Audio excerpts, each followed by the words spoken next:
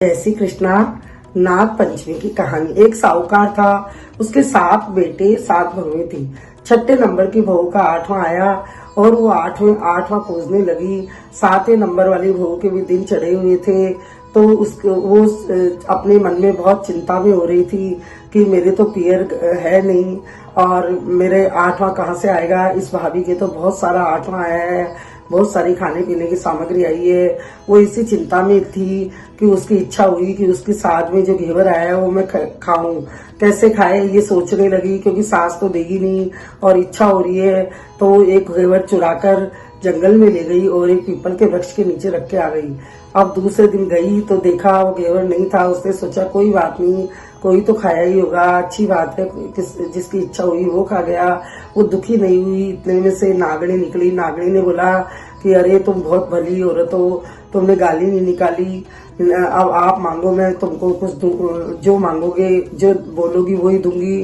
तो वो बहुत खुश हो गई। उसने कहा इसमें कौन सी गाली निकालने वाली बात है, आप वो जैसे मैं हूँ, आप मेरे को इच्छा हुई वैसे आपको इच्छा हो गई, कोई बात नहीं, अगर आप बोल रहे हो तो मेरे पियर नहीं है, मेरे पियर हो जाए।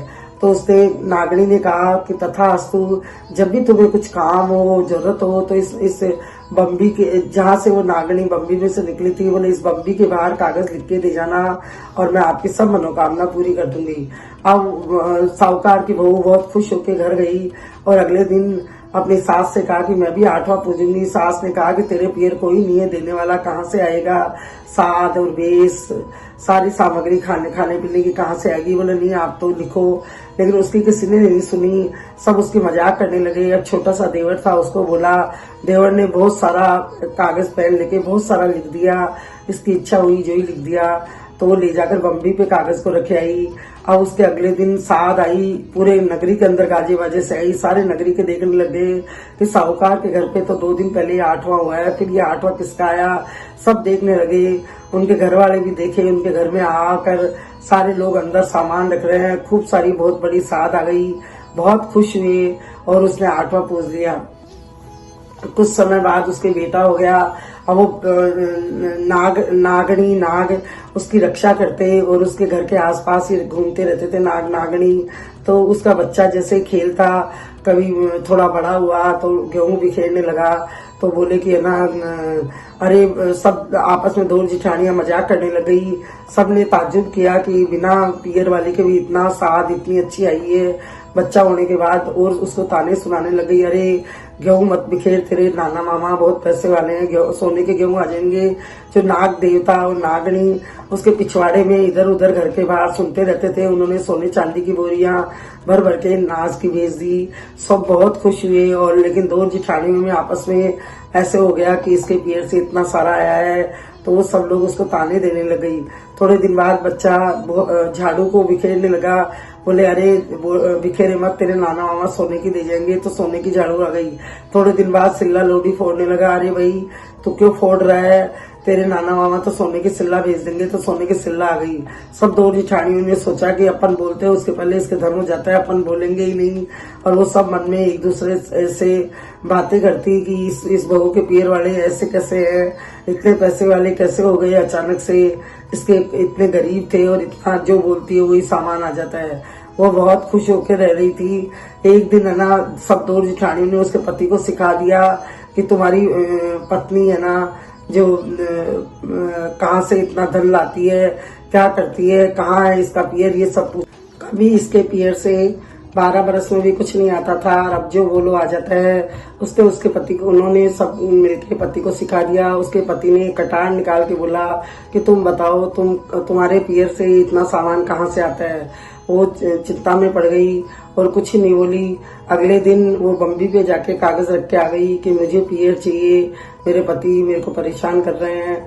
तो नागिन ने सपने में आके कहा कि तुम 5 प्रहर का पियर ले लेना, 5 प्रहर सुबह से शाम तक आ जाना और कल आ जाना। उसने अपने पति को बताया कि कल आप मेरे पियर चलना। बेटे को ले गए और घोड़े पे बैठ के तीनों चले गए। बम्बी का दरवाजा खुला, जहाँ पे कागज लिखती थी वहीं गए, दरवाजा खुल गया और बहुत बड़ा पाताल नगरी थी। वहाँ पे नागिन की पूंछ पकड़े पकड़े चले गए। माँ, चाचा, ताऊ, माँ बाप, भाई बहन, सारा परिवार था। सबने खूब आव भगत करी, खूब खातिरदारी करी। एक बूढ़ी दादी दूध ठंडा कर रही थी, वो जाके बोली मावसी राम राम। बोली मावसी बोल दी, नहीं तो खा जाती। बोले अब खा जा। बोले नहीं। बोले क्या कर रही हो? बोले सारे छोटे मोटे भाई भतीजों के लिए दूध ठंडा कर रही हो। बोले मैं कर देती हूँ। बोले नहीं बेटा, तेरा ये बच्चा है जो छोटा है, अभी कुछ बदमाशी कर देगा तो जल्दी ये टंटनी हिलानी पड़ती है। नहीं, वो जिद्दी कर ली और वो दूध ठंडा करने लग गई। और जैसे ही दूध ठंडा नहीं हुआ, उससे पहले उसके बच्चे ने वो घंटी बजा दी। सारे छोटे मोटे, सारे सांप के बच्चे जो भी थे, सारा परिवार आके उस कुंडे में दूध पीने लगा। दूध ठंडा नहीं हुआ था, गर्म था, तो सबका मुंह जल गया। सब उसको खाने को मारने को दौड़े। तो वो जो दादी थी, उन्होंने मना किया कि नहीं, ये अपनी बहन बेटी है, इसको नुकसान नहीं होना चाहिए। उसको बोला कि तुम है ना आज से सोगन खाओ, आज की सावन की पंचमी है और आज के दिन तुम नाग की पूजा करोगी और ठंडे दूध से ठंडा खाओगी। ठंडा दूध काम में लोगी, गर्म काम नहीं लोगी। और तुम प्रार्थना करोगी इन भाई भतीजों के लिए कि जियो हमारा भाई वीर, मन उड़ावे राई रखने को चीर। और तुम प्रार्थना करना। उसने संकल्प लिया कि आज सावन की पंचमी है, मैं नाग देवता की पूजा करूंगी, ठंडे दूध से, ठंडे दही से पूजा करूंगी, ठंडा ही खाऊंगी, ठंडा दूध काम में लूंगी, ठंडा खाना ही खाएंगे। और उसने संकल्प लिया, उसने प्रार्थना करी कि जियो मेरे खांड्या वांड्या वीर, मन उड़ाओ राई डकने को चीर, ऐसे प्रार्थना करी। और जैसे ही समय पूरा होता गया, अपने बच्चे को नोचने लग, मारने लग गई, धीरे धीरे चुटकी करने लग गई, वो रोने लग गया। उसने पति से कहा चलो बच्चा रो रहा है। बोले नहीं, इतना अच्छा ससुराल से हमारा मन नहीं भरा। बोले नहीं, चलो बच्चे के कोई दोष हो गया, पीछे चलते हैं। अब वो तो तीनों आ गए घोड़े पे बैठ के, लेकिन जो उसका पति था वो बहुत होशियार था। उसने पक्की मोछड़ी और घोड़े की लगाम छोड़ दी वहीं पे। जैसे ही वो आगे गए, बोला मेरी पक्की मोछड़ी और लगाम रह गई। इसको नाग देवताओं ने बहुत सारा धन देकर विदा कर दिया था।